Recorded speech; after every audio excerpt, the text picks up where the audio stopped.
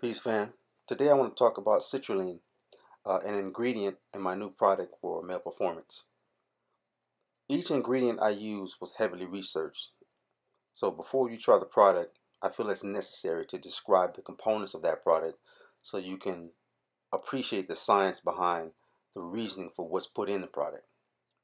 Now, this product works by several pathways, but one of them is the utilization of nitric oxide for enhancing the body's ability to utilize what we'll call NO from this point on. It's the nitric oxide, but we'll call it the NO from this point on. And in case you missed the last Strong's video, we saw that the nitric oxide is what is called a vasodilator. When it's formulated inside the body, the NO, it causes the blood vessels to open up wider than when you're at your resting rate, and more blood flows through any tissue medium that supplies blood and oxygen to any given part of the body.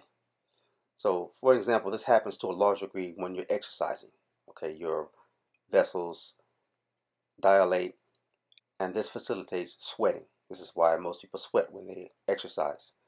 Or it could happen in skin flushing, for example. Now, the body naturally creates citrulline, being that it is a non-essential amino acid. Non-essential, as we know, means the body creates it without a direct external source.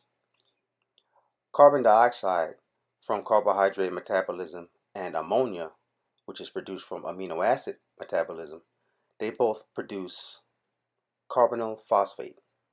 This phosphate then combines with ornithine, which is in the body, and then produces citrulline.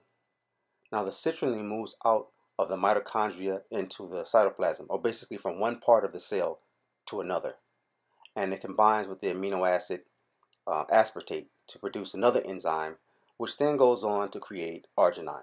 Okay, just to make it short. Now, the arginine amino acid is acted upon by an enzyme called arginase, which that creates urea, and it also creates ornithine, which is used again in the same cycle. So basically, those two amino acids, or rather the ornithine and the urea, which is a waste product or a waste medium,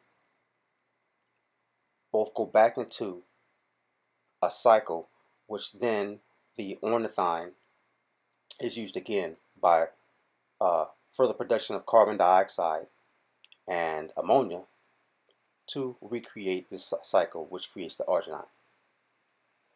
So this is a short summary of how citrulline is used to create arginine in the body. When you take an external source of this non-essential amino acid, you keep the body's indigenous supply of L-arginine from being depleted by the body or from running low via creating arginine from citrulline for toxin removal. So this is an important ingredient in our upcoming product, Infinite Thick. Instead of the body having to convert its own amino acid mix to make citrulline, you feed it external citrulline, which then shortcuts directly to arginine. Okay? The main catalyst for nitric oxide, of course, is the arginine. So this is how you keep abundant supplies of it. This is how the product works, or a part of the product works, to boost the arginine levels, and the arginine being the catalyst for the nitric oxide production. Okay, and this can also improve your body's natural waste removal process as a byproduct of the intake, in addition to priming your nitric oxide production. So I'll be breaking down more product ingredients in the upcoming videos. So you can stay tuned, and you'll get the full science behind what we're putting together. Peace.